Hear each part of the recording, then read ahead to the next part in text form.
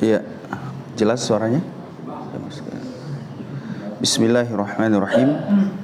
Assalamualaikum warahmatullahi wabarakatuh. Innal hamdalillah nahmaduhu wa nasta'inuhu wa nastaghfiruh wa na'udzu billahi min syururi anfusina wa min sayyiati a'malina may yahdihillahu fala mudhillalah wa may yudlil fala hadiyalah wa asyhadu an la ilaha illallah wahdahu la syarikalah wa asyhadu anna Muhammadan abduhu wa rasuluh. Allahumma salli wa sallim ala nabiyyina wa habibina Muhammad wa ala alihi wa sahabatihi wa masan ila yaumiddin, amma ba'd.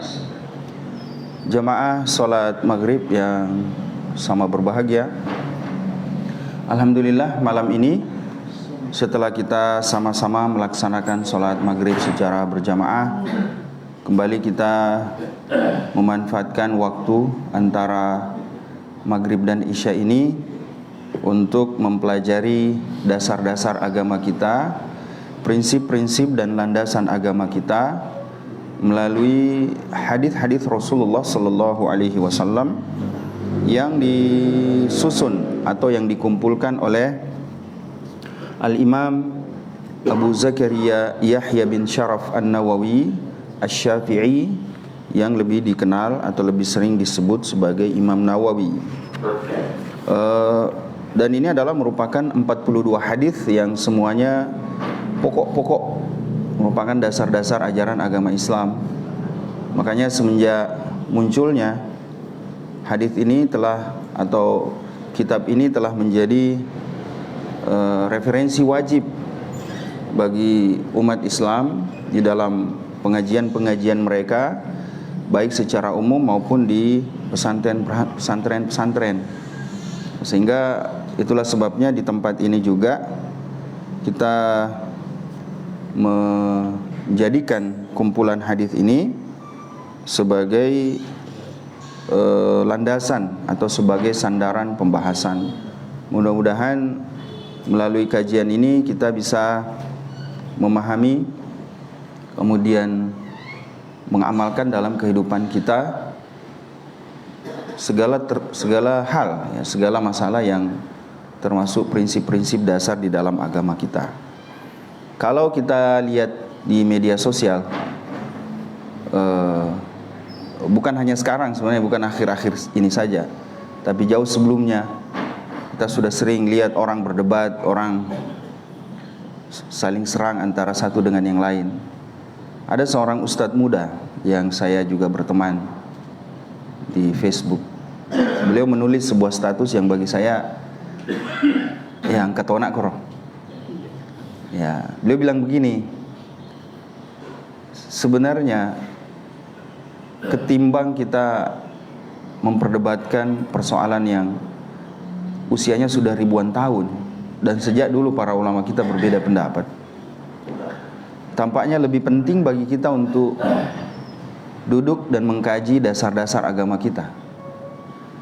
Masih banyak kaum muslimin yang belum tahu dasar-dasar agamanya, belum tahu mana tauhid, mana syirik, belum tahu tata cara salat yang benar, belum tahu tata cara wudu yang benar.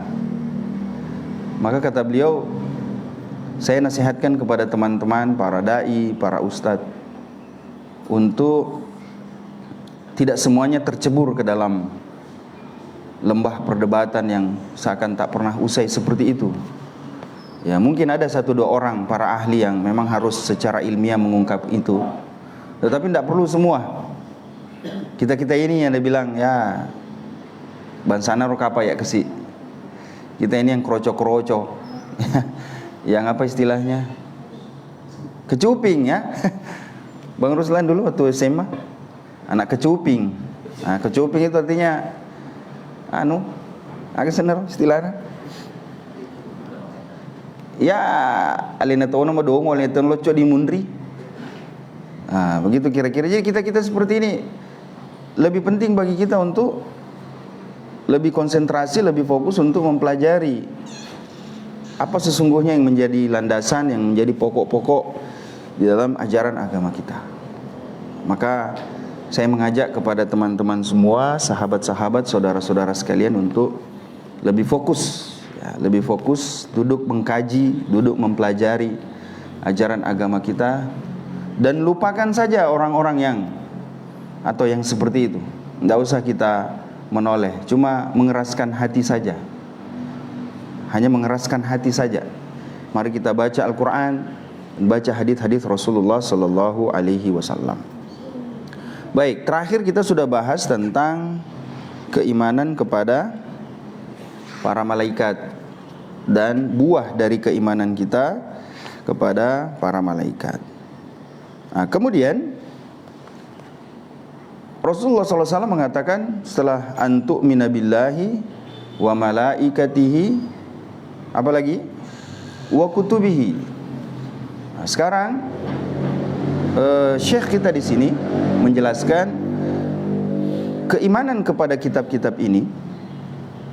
Ya, keimanan kepada kitab-kitab ini maksudnya adalah at-tasdiqu wal iqraru bi kulli kitabin anzalahullahu ala rasulihi min rusulihi, ala rasulin min rusulihi. Yang dimaksud dengan keimanan kepada kitab-kitab itu adalah at-tasdiq wal iqrar, yaitu meyakini, menetapkan, meyakini dan menetapkan, mengakui semua kitab-kitab yang diturunkan oleh Allah Tabaraka wa Ta'ala kepada Rasul dari Rasul-Rasulnya. Jadi, semua Nabi dan semua Rasul yang diturunkan kitab kepada mereka, itu wajib untuk kita imani.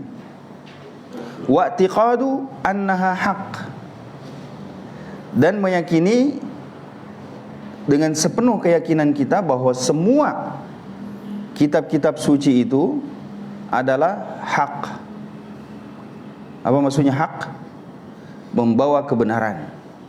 Jadi semua kitab suci itu pada dasarnya membawa kebenaran. Nah, nanti, tapi di ujung nanti kita lihat bahwa lalu satu-satunya kitab suci yang betul-betul masih berada di atas kebenaran dan tidak dicampuri dengan segala bentuk penyimpangan, itu hanya Al-Quranul Karim. Adapun kitab-kitab sebelumnya itu sudah mengalami distorsi, sudah banyak kisah-kisah yang masuk, campur tangan manusia yang masuk. Adapun Al-Quran itu dijaga oleh Allah Subhanahu wa Ta'ala sampai datangnya hari kiamat. Allah Subhanahu wa Ta'ala berfirman di dalam Al-Quran, huwallazi arsala rasulahu bil huda wa dinil haq liyudhhirahu ala dini kullih. Ini dalam surah As-Saff ada. Dalam surah As-Saff, juga di dalam surah At-Taubah, juga di dalam surah Al-Fath. Ada ya Ustaz? Coba dicari surah As-Saff, surah At-Taubah dan surah Al-Fath. Apa firman Allah? Huwallazi arsala rasulahu bil huda wa dinil haq. Dan dialah yang telah mengutus rasulnya dengan membawa al-huda, petunjuk, wa dinil haq, dan agama yang benar. Yang dimaksud oleh Allah Azza wa Jalla di dalam ayat ini adalah secara spesifik Al-Quran. Tapi pada dasarnya semua kitab-kitab suci samawi yang diturunkan kepada Nabi dan Rasul itu pada dasarnya membawa kebenaran, sampai kemudian itu ditutup dengan kenabian dan kerasulan yang terakhir, yaitu risalah Al-Quran yang dibawa oleh baginda Nabi Sallallahu Alaihi Wasallam. Secara spesifik Al-Imam Ibn Qayyim Al-Jauziyah menjelaskan yang dimaksud dengan huda di sini adalah al-ilmun nafi', al-ilm al-nafi', ilmu yang bermanfaat. Sementara dinul haq adalah al-amalus salih, amal saleh. Jadi yang dimaksud dengan al-huda di dalam ayat itu menurut penafsiran para ulama kita adalah bil huda adalah bil ilmin nafi', dengan ilmu yang bermanfaat, wa dinil haq, Yang dimaksud dengan dinil haq adalah wal amalis saleh. Makanya ulama kita sepakat tidak dikatakan ilmu ketika sesuatu itu tidak diamalkan.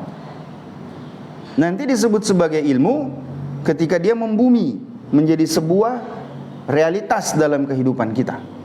Makanya seorang muslim tidak boleh sekedar retorika semata, camak, agak cemek, cerita memu,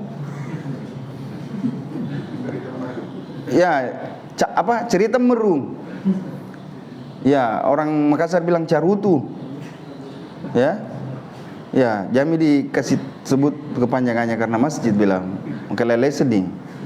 Carutu, tahu cerita carutu? Hah? Ada yang tak tahu? Korek.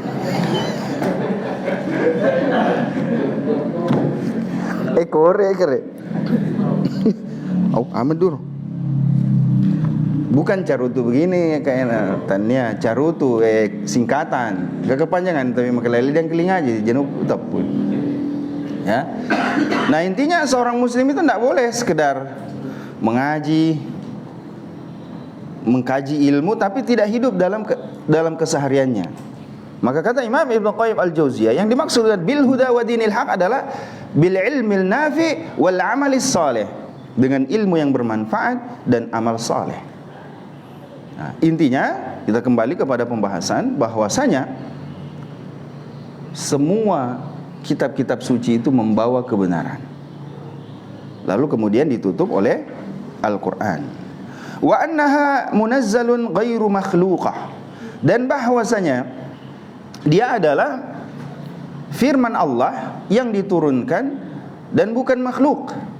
Nah, sebagaimana yang telah kita bahas pada pertemuan yang lalu, saya baru ingat bahwa pada zaman Imam Ahmad muncul sebuah firqah, sebuah aliran yang menyimpang dari jalan Ahlus Sunnah wal Jamaah, yang menganggap bahwasanya Al-Quran itu adalah makhluk. Yang menganggap Al-Quran itu adalah makhluk.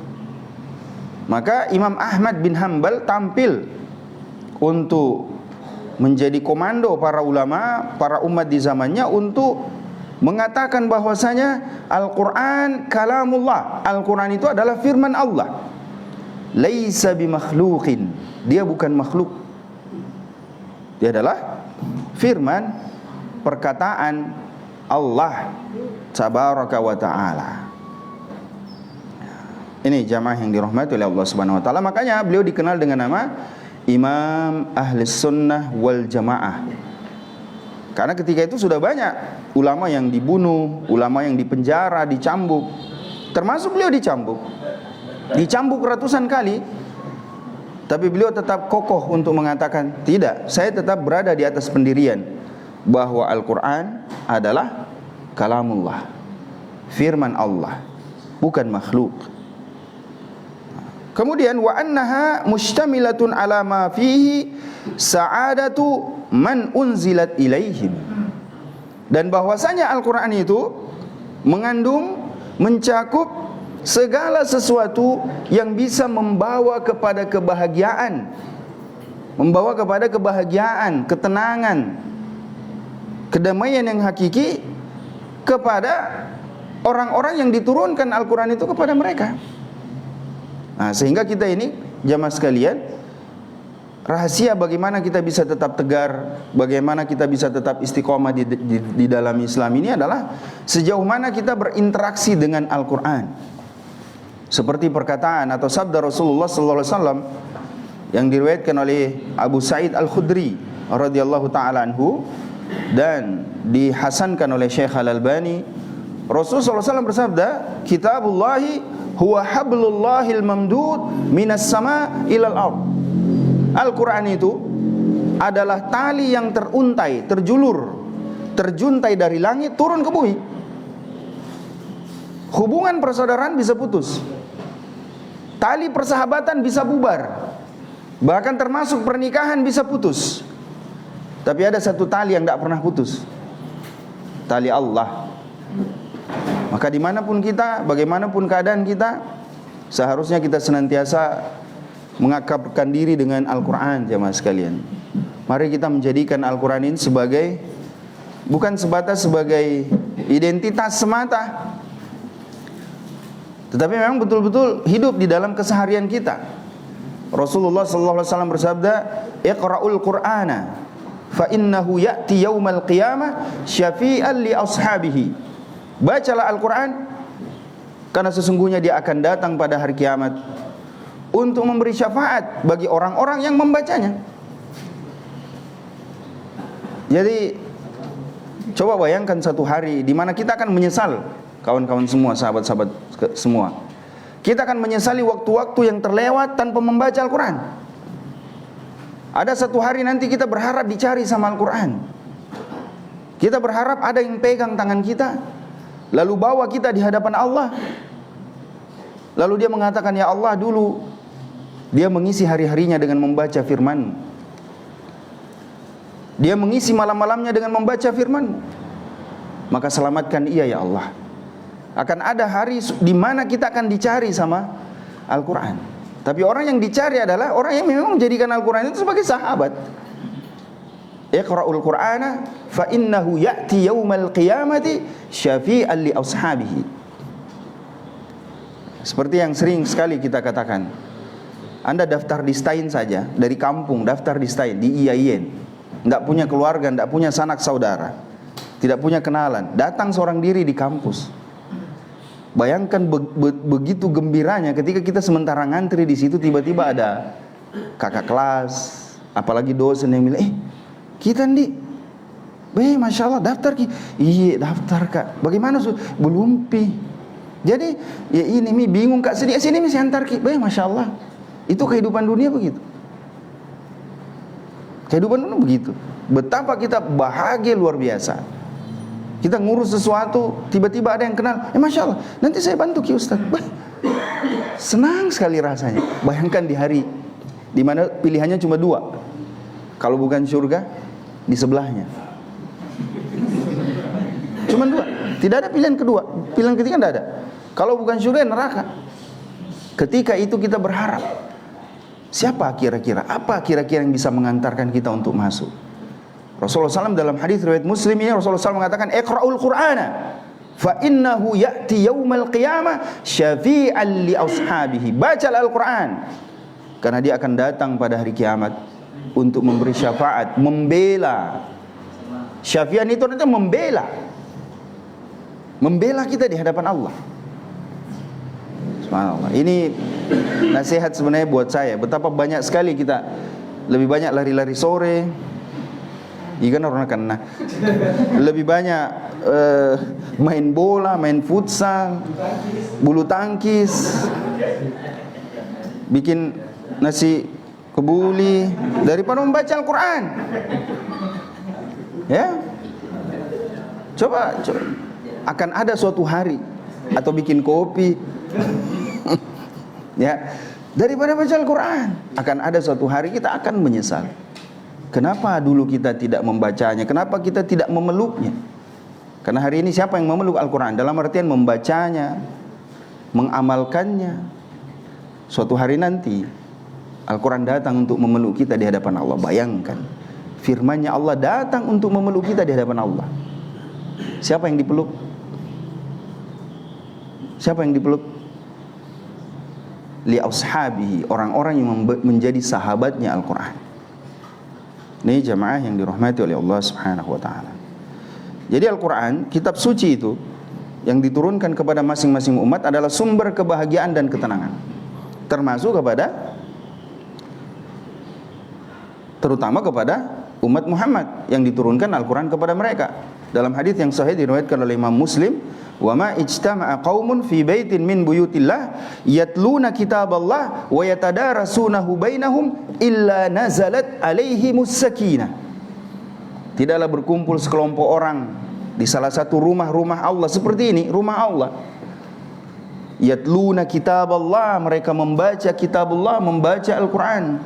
Wa yatadarasunahu bainahum, dan saling mempelajari di antara mereka. Ada 4 keutamaan. Apa itu? Yang pertama, illa nazalat alaihimus sakinah, akan diturunkan ketenangan dan kebahagiaan pada diri mereka. Kita coba nih sige. Kita coba, mari kita coba. Orang yang baca Al-Quran dijamin pasti bahagia. Makanya tidak ada pernah musabaqah tilawatil Quran yang kacau. Pernah lihat MTQ kacau seluruh Indonesia? Orang berkelahi? Yang datang ribuan bahkan mungkin jutaan orang. Ada orang berkelahi di depannya panggung MTQ? Ada. Tapi itu disigi candoleng-doleng. Tak bandingkan. Mas tahu candoleng-doleng, Mas? Ya, yang tari erotis itu yang di kampung-kampung. Coba. Baru berapa orang berkelahi si gajah tuh. Tapi Al-Quran mana ada orang kacau dengan Al-Quran? Kenapa? Karena nazalat alaihimus sakinah, akan diturunkan ketenangan pada diri-diri mereka. Lalu yang kedua, wahaffathumul malaikah, malaikat akan senantiasa menaungi mereka, meliputi mereka. Wa ghasyyathur rahmah, rahmat akan meliputi mereka. Dan kata Rasulullah yang terakhir, wa dzakirahumullahu fi man indahu, dan Allah akan menyebutnya membangga-banggakan mereka yang hadir dalam majelis seperti itu di hadapan para malaikat yang terdekat dengannya. Masya Allah.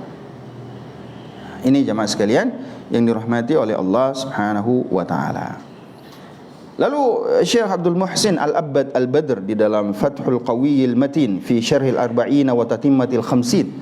Jadi Syekh Abdul Muhsin Al-Badr ini salah seorang ulama besar tertua kota Madinah yang merupakan ayahanda dari Profesor Dr. Abdul Razak bin Abdul Muhsin Al-Abbad Al-Badr. Mungkin sering dengar namanya? Baik, beliau ini gurunya Ustadz Firanda yang beberapa kali datang ke Indonesia. Ya, Makassar juga pernah ya. Nah, ayahanda beliau ini pengampu kuliah hadis di Masjid Nabawi. Beliau mensyarah hadis Arba'in Nawawi dengan format yang sederhana seperti itu, tetapi Masya Allah faidahnya luar biasa. Kami sudah bandingkan beberapa bentuk penjelasan terhadap Arba'in, dan ini termasuk yang paling ringkas dan paling padat. Cocok untuk para penuntut ilmu seperti kita, ya, seperti kita. Maka mudah-mudahan melalui kajian ini bisa menambah khazanah keilmuan kita terkait dengan hadis-hadis Rasulullah Sallallahu Alaihi Wasallam. Jadi kajian-kajian beliau di majelis di masjid itu dikumpulkan oleh murid-muridnya, lalu dibuatlah format buku seperti ini, ya. Sekali ditulis oleh Syekh Abdul Muhsin bin Al-Abbad Al-Badr, salah seorang ulama senior kota Madinah yang juga merupakan murid dari Syekh Muhammad Nasiruddin Al-Albani. Jadi beliau juga pernah berguru kepada Syekh Muhammad Nasiruddin Al-Albani rahimahullah. Apa kata beliau? Wa anna man akhadha biha salima wa dhafira, dan barang siapa yang mengambil bagian dari kitab suci itu untuk kita adalah Al-Quran, semakin banyak dia ambil, semakin selamat dan semakin beruntung. Jadi semakin banyak kita mengambil Al-Quran, membacanya, menghafalnya, mengamalkannya, maka itu akan menjadi ukuran sejauh mana kita beruntung dan bahagia di dunia. Itu akan menjadi ukuran, parameter. Mau bahagia, ambil bagian terbanyak dari Al-Quran. Ini sahabat-sahabat sekalian yang dirahmati Allah. Wa man a'rada anha khaba wa khasira, dan barang siapa yang menentangnya, barang siapa yang mengingkarinya, maka sungguh dia akan merugi dan celaka.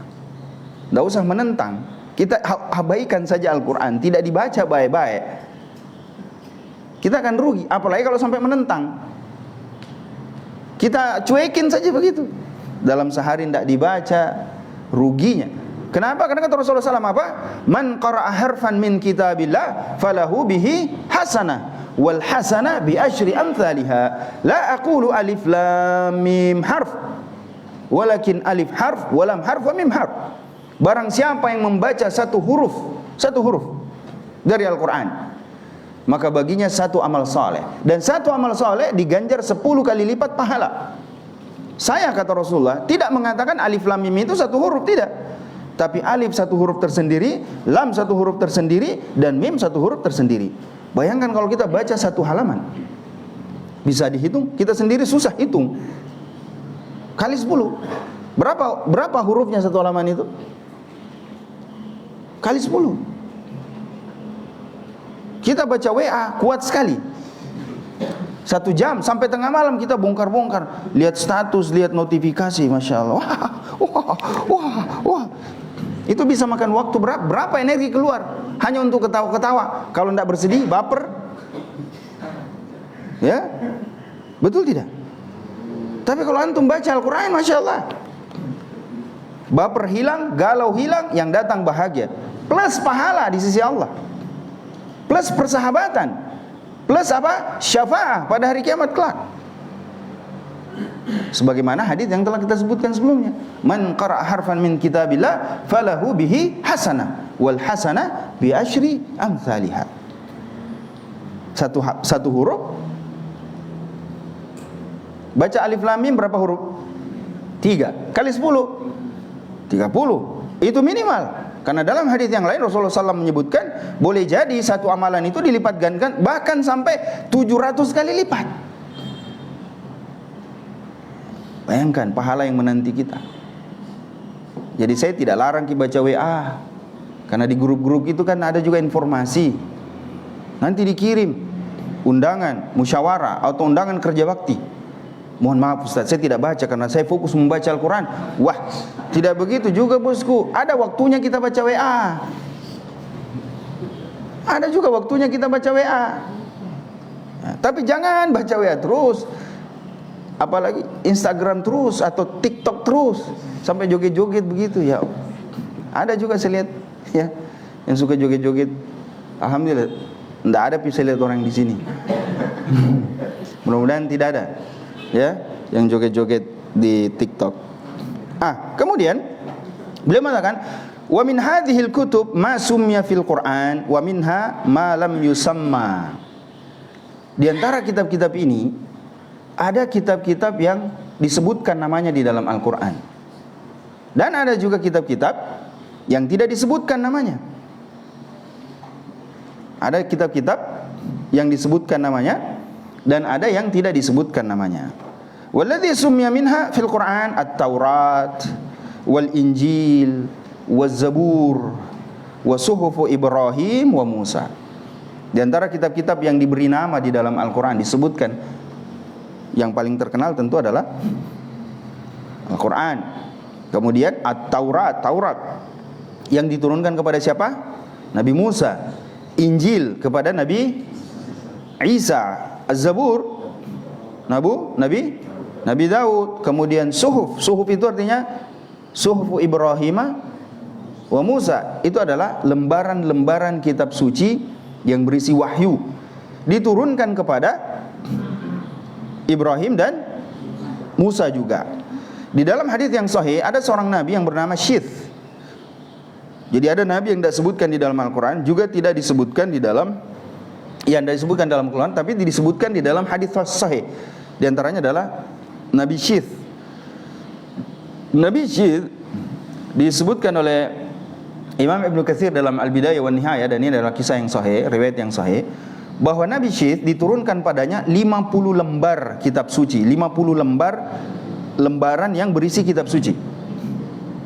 Ya, jadi ada Nabi yang dikasih 50 lembar berisi firman Allah Subhanahu wa taala. Dan ini yang disebut dengan suhuf atau sahifah. Wa qad jaa'a dzikru suhufi Ibrahim wa Musa fi mawdi'ain min al-Qur'an fi surati An-Najm wal A'la. Jadi tentang suhuf Musa dan Ibrahim ini disebutkan di dalam 2 tempat di dalam Al-Quran. Di antaranya yaitu pada surah An-Najm,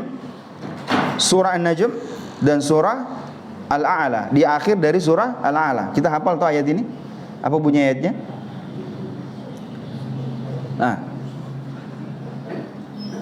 Fi suhufi Ibrahim wa Musa. Ini di ujung dari surah Al-A'la. Kemudian yang tempat yang lain adalah di dalam surah An-Najm. Wa Zabur Daud ja'a fil Quran fi mawdi'aini. Kemudian kitab Zabur yang diturunkan kepada Nabi Daud itu juga disebutkan di dalam Al-Quran di 2 tempat, di dalam surah An-Nisa dan di dalam surah Al-Isra. Kalau di Al-Quran Android itu mudah sekali dicari, cukup ketik Az-Zabur, muncul ayatnya. ya, Quran Android itu. Ada beberapa aplikasi, teman-teman cuma ketik saja maka muncul pada ayat berapa ayat itu disebutkan. Kemudian Allah berfirman di dalam Al-Quran, qala Allahu azza wa jal fihima wa ataina Dawuda zabura, wa ataina Dawuda zabura, dan kami berikan kepada Nabi Daud itu Zabur. Surah An-Nisa ayat yang ke-163. Siapa ini Nabi Daud? Siapa Nabi Daud? Bapaknya Nabi Sulaiman, Masya Allah. Jadi Nabi Daud ini dalam hadis yang sahih disebutkan sebagai nabi yang paling terang cahaya di antara kedua matanya. Pernah dengar kisahnya? Nah ya. Jadi ketika lamma khalaqallahu Adam masaha dhahrahu, Rasulullah SAW bersabda, ketika Allah selesai menciptakan Nabi Adam, Allah mengusap punggungnya. Jadi Allah mengusap punggungnya. Maka berjatuhanlah jiwa-jiwa dari calon keturunannya. Kita semua berjatuhan dari punggungnya Nabi Adam. Mulai dari anak keturunannya yang pertama sampai terakhir ada semua. Dia lihat semua. Lalu Nabi Adam melihat bahwa di antara cucu-cucunya ini, jiwa-jiwa calon cucunya ini, ada yang cahayanya paling terang di antara kedua matanya. Maka Nabi Adam bertanya kepada Allah, ya Allah, man hadza? Siapa ini? Dia bilang dia adalah salah seorang di antara, Allah mengatakan dia adalah salah seorang cucumu yang hidup di akhir zaman. Yuqalu lahu Daud. Nanti diberi nama Daud. Lalu Nabi Adam tanya, ya Allah, kam umruhu? Berapa umurnya? Allah mengatakan umurnya 60 tahun. Umurnya berapa? 60 tahun. Maka Nabi Adam mengatakan, waduh, kasihan sekali, umurnya pendek. Ya Allah, bagaimana kalau saya mengurangi umur saya, lalu engkau tambahkan ia untuk umurnya Nabi Daud supaya cukup 100 tahun. Maka Allah mengambil usianya Nabi Adam yang sebelumnya berapa tahun usianya Nabi Adam? 1000 tahun, diambil 40 tahun dikasih untuk Nabi Daud supaya cukup 100. Nah, ini yang jadi problem. Nabi Adam, kata Rasulullah SAW, makanya kesimpulan dari hadis itu, Nabi Adam itu pintar menghitung, karena setiap tahun dia hitung umurnya. Pada hitungan ke-100, 960, malaikat maut datang, mau cabut nyawanya. Maka Nabi Adam bilang, bukannya lebih cepat dari waktu yang ditentukan? Dia bilang, enggak, sudah waktunya. Dia bilang, umur saya kan 1000 tahun.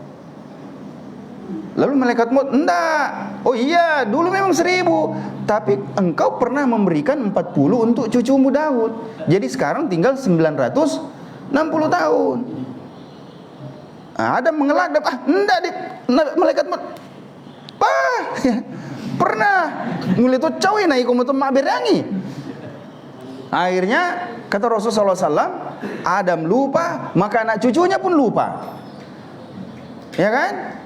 Adam ingkar, mak pangewang, anak cucunya malas itu mak pangewang.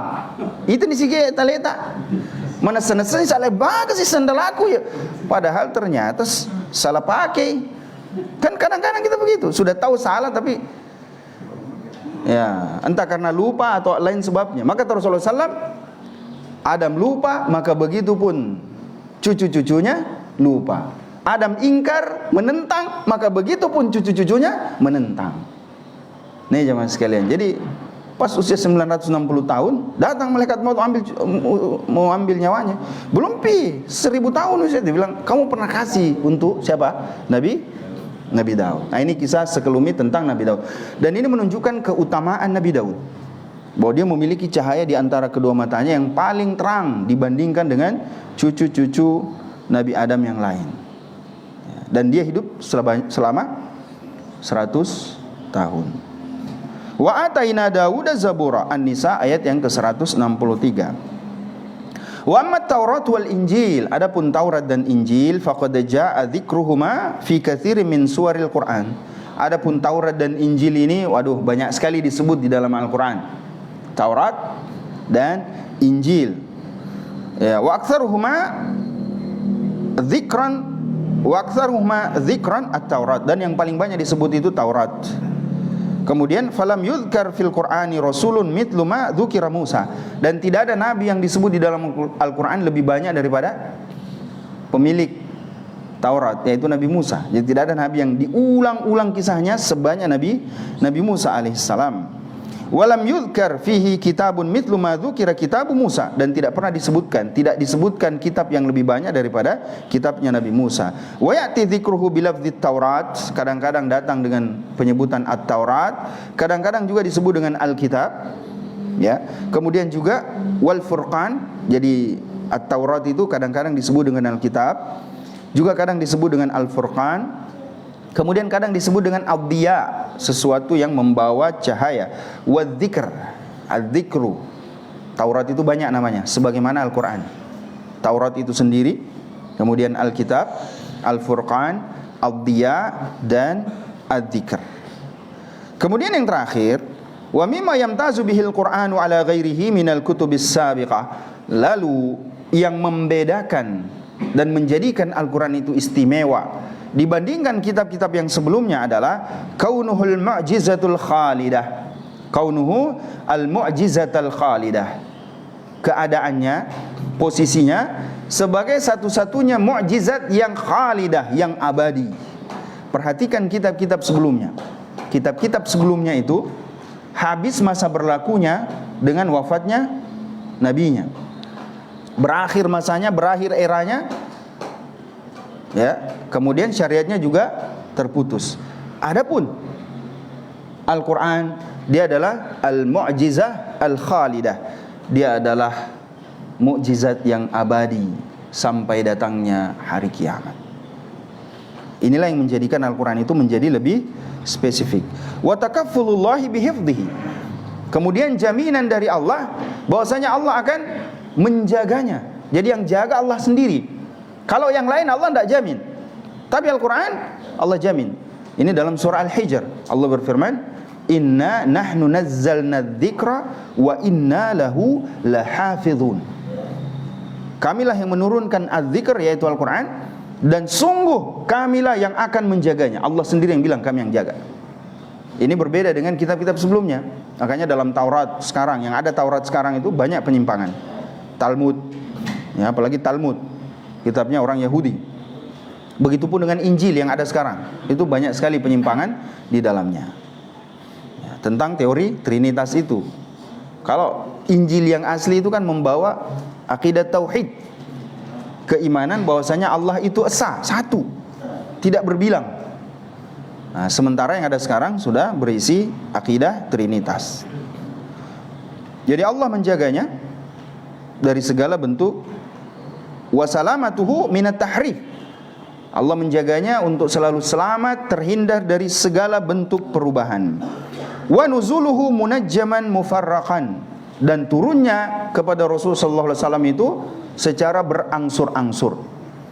Jadi ya, ketika di Masjid Nabawi, Syekh Abdurrahman bin Abdul Aziz As-Sudais, Profesor Dr. Abdurrahman bin Abdul Aziz As-Sudais, Imam besar Masjidil Haram, itu menyampaikan syarah Zadul Ma'ad, dan pas kami juga ada di situ, masya Allah, itu gembiranya seperti tidak bisa digambarkan, ikhwan sekalian. Jadi saya sementara duduk pada maghrib, tiba-tiba orang